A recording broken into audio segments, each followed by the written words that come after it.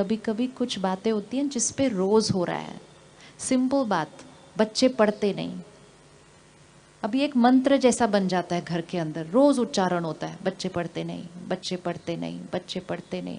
जो आता है उसको भी सुनाते, मेरे बच्चे पढ़ते नहीं, मेरे बच्चे पढ़ते नहीं। फिर वो भी बोलते हैं आपके बच्चे पढ़ते नहीं, आपके बच्चे पढ़ते नहीं। इतना ज़्यादा उच्चारण होती है वो लाइन, इतनी उच्चारण होती है, घर के अंदर एनर्जी क्रिएट हो जाती है बहुत हैवी। ये पढ़ते नहीं, ये पढ़ते नहीं, पढ़ते नहीं। अब ये ऐसा परफ्यूम क्रिएट करके उस बच्चे को बोलो अभी पढ़ो, जाओ अपने कमरे में और पढ़ो। और एयर फ्रेशनर उस कमरे में कौन सा डाला हुआ है? कौन सा डाला है? बच्चे पढ़ते नहीं। वो सारी वाइब्रेशन उनके मन की स्थिति पर आती है। वो बैठते हैं पढ़ने के लिए, 5 मिनट कोशिश करते हैं, सारी एनर्जी उनको मिलती है। बच्चे पढ़ते नहीं, पढ़ते नहीं, पढ़ते नहीं। किताब बंद करते हैं, कहते हैं मेरा पढ़ने का मन नहीं, मैं जा रहा हूँ, फिनिश्ड। अब इसका ऑपोजिट एयर फ्रेशनर डालो कमरे के अंदर। जाते हैं ना इसे डालने के लिए। क्या डालेंगे कमरे में उनके? बताइए क्या डालेंगे उनके कमरे में? एयर फ्रेशनर कौन सा डालेंगे? साफ करो, शुद्ध करो उस हवा को। उन्होंने बैठ के पढ़ना है वहाँ पर। आप चाहते हैं कि वो एकाग्र होकर, एक रस होकर प्यार से पढ़ें। कौन सी सोच डालेंगे उस कमरे के अंदर? अब आपने बताना है कौन सी डालेंगे उस कमरे में, ताकि वो वाइब्रेशन उनके मन की स्थिति पर असर करे और वो करना शुरू कर दे। क्या डालेंगे उस कमरे के अंदर? बताइए क्या डालेंगे उस कमरे के अंदर? ये याद रखना है, ये सिंपल साइंस है।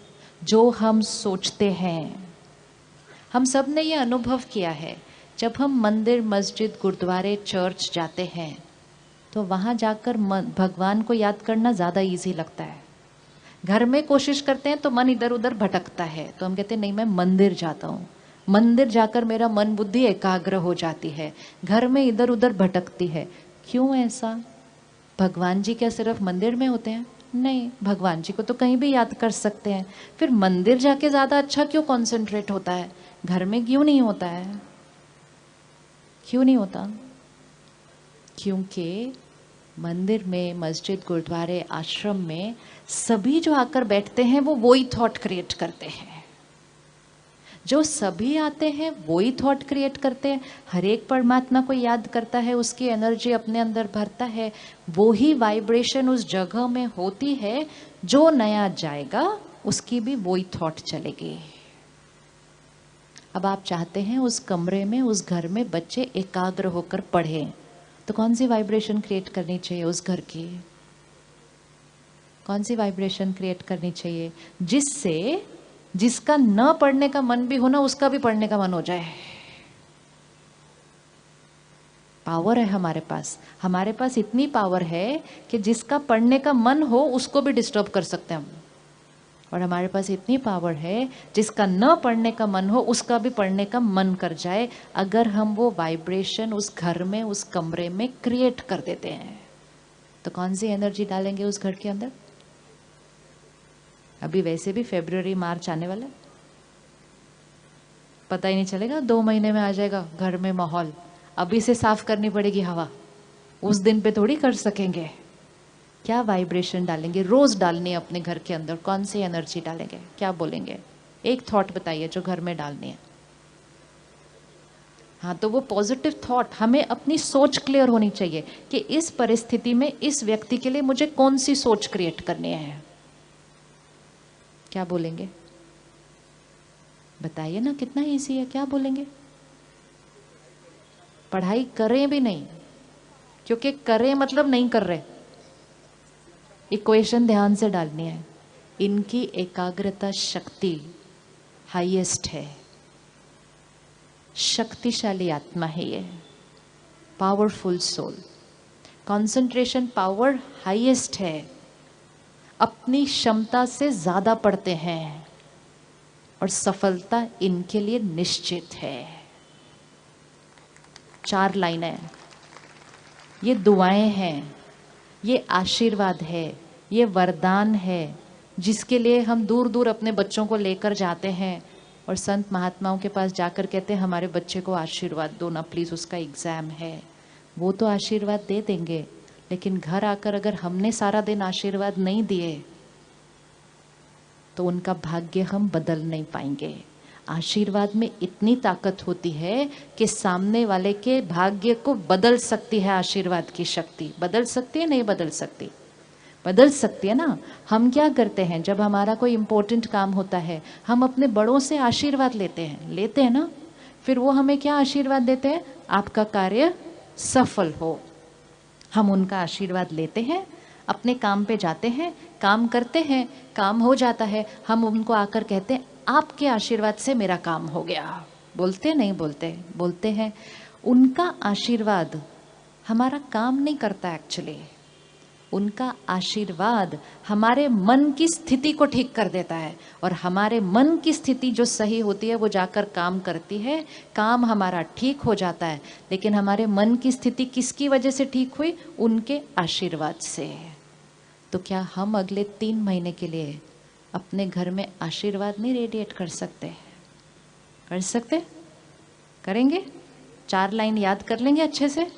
चलो इकट्ठे मिलके बोलते हैं। शक्तिशाली आत्मा है ये, powerful soul, concentration power highest, एकाग्रता शक्ति हाईएस्ट है। बोलिए बोलिए अच्छे से। कंसंट्रेशन पावर हाईएस्ट है। अपनी क्षमता से ज्यादा पढ़ते हैं। सफलता इनके लिए निश्चित है। 4 लाइन, 4 लाइन, वेरी इजी। शक्तिशाली आत्मा है, एकाग्रता शक्ति हाईएस्ट है, अपनी क्षमता से ज़्यादा पढ़ते हैं, सफलता इनके लिए निश्चित है। अगर कोई भी पेरेंट, आज 1 दिसंबर है, फरवरी एंड या 1 मार्च के आसपास एग्ज़ाम होने हैं, अगर घर के मम्मी पापा आज से लेकर एग्ज़ाम के लास्ट डे तक सिर्फ यही सोचेंगे और यही बोलेंगे, तो अगर उनके बच्चों के नंबर 80 आते थे तो 85 हो जाएंगे, 90 आते थे तो 95 हो जाएंगे, और 95 आते थे तो एनर्जी, उनके लिए एनर्जी क्रिएट करनी है। हम उनके लिए सिर्फ अच्छा खाना पीना देते हैं। आपको दूध चाहिए पी लो, आपको बादाम चाहिए खा लो, आपको अच्छी बात है। लेकिन शरीर को शक्ति देने के साथ साथ उनके मन को शक्ति देनी है। आज से शुरू कर दो। सुबह उठो, 5 मिनट बैठो, परमात्मा को याद करो, ये एनर्जी क्रिएट करो।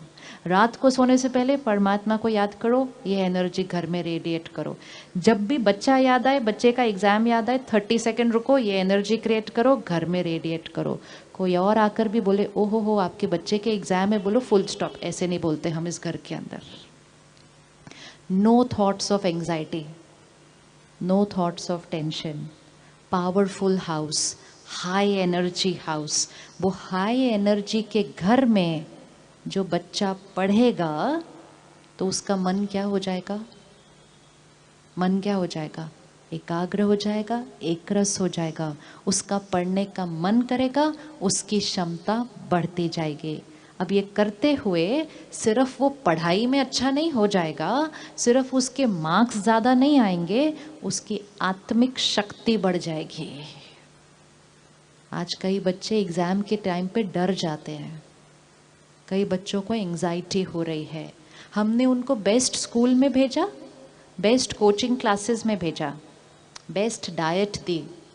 अब हमें उनको बेस्ट एनर्जी देनी है।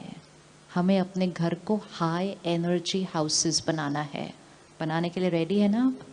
हाई एनर्जी हाउस बनाना है अपने घर को, ताकि हमारे घर में जो रह रहा है उसके मन की शक्ति क्लीन, पुरानी बातें डिलीट, एकाग्रता शक्ति हाईएस्ट। 1 दिसंबर से लेकर एग्ज़ाम के एंड तक हमारे घर में कोई आर्ग्यूमेंट नहीं होगी। रेडी? रेडी? कर सकते हैं हम? 2.5 महीने हमारे घर में कोई आर्ग्यूमेंट नहीं होगी। कौन कौन कर सकता है अपने बच्चों के एग्जाम के लिए ये चीज़? वो पढ़ रहे हैं, हम दूसरा काम कर लेंगे उनके लिए। हो सकता है 2.5 महीने कोई आर्ग्यूमेंट नहीं होगी। यस? तो अगर कोई बात आए और करने का मन करे तो बोलेंगे मार्च में बात करते हैं, अभी नहीं। अपने जीवन में नियम रखने पड़ते हैं। मर्यादाएं रखनी पड़ती हैं, एक लक्ष्य देना है, इसके लिए हम करेंगे और ये करते करते हमारे संस्कार बदल जाएंगे। और नहीं ध्यान रखो तो बच्चे को बोल देते हैं जाके पढ़ो और खुद दूसरे कमरे में लड़ो, तो घर दूषित हो रहा है। दूषित घर में किसी की पढ़ाई नहीं हो सकती। उनको कहते हैं पढ़ो, खुद अंदर हिल रहे हैं, टेंशन में, एंजाइटी में अपने काम कारोबार के लिए, घर दूषित हो रहा है। दूषित घर में पढ़ाई नहीं हो पाती है। आजकल के बच्चे कहते हैं कॉन्सेंट्रेट नहीं हो रहा। कॉन्सेंट्रेट क्यों नहीं हो रहा? क्योंकि घर की एनर्जी डिस्टर्ब्ड है। हम उनको कहते हैं कॉन्सेंट्रेट करो, वो कहते कॉन्सेंट्रेट नहीं होता। हम कहते कॉन्सेंट्रेट करो, कहते होता नहीं। कॉन्सेंट्रेट बोलकर नहीं होता, कॉन्सेंट्रेट वाला एनवायरनमेंट क्रिएट करना पड़ता है। और जब हम करेंगे तो सबसे पहले हमें ये पता चलेगा कि हमारे पास कितनी क्षमता थी जो हम सारा दिन बिना बात के वेस्ट करते जा रहे थे। Tip tip tip, energy has to be saved. अब जब हम ये 4 थॉट्स क्रिएट कर रहे हैं, हम क्या कर रहे हैं? वो ही परिस्थिति के लिए हम अपनी सोच को बदल रहे हैं। वो परिस्थिति जिसके लिए हर पेरेंट कहता है कि एग्जाम होगा तो टेंशन तो, हम क्या कहते हैं नॉर्मली, एग्जाम होगा तो टेंशन तो, क्या लाइन है, टेंशन तो होनी है। इनफैक्ट बच्चे को नहीं होती, बच्चे को अगर टेंशन नहीं होती तो उसको हम बोलते हैं ऐसे कैसे टेंशन नहीं है, तुमको टेंशन नहीं है, कल तुम्हारा एग्जाम है। मतलब टेंशन होनी चाहिए। We teach them how to get stressed, we teach them how to get scared. उसको आता नहीं है डरना, उसको आता नहीं है एंजाइटी, हम सिखाते हैं। अब इसी तरह हम उसको सिखाएंगे स्टेबल रहना, हम उसको सिखाएंगे पावरफुल रहना। वो ही परिस्थिति जिसमें हम पहले नेगेटिव सोच रहे थे, अब वो ही परिस्थिति में हमने कैसा सोचना शुरू कर दिया? 4 थॉट्स है जो उसी परिस्थिति में हमारी सोच क्या हो गई? चेंज हो गई। हमारी सोच का उस परिस्थिति पर असर पड़ने लगेगा। सोच बदलेगी, सेहत बदलेगी, घर की एनर्जी बदलेगी, परिस्थिति चेंज हो जाएगी।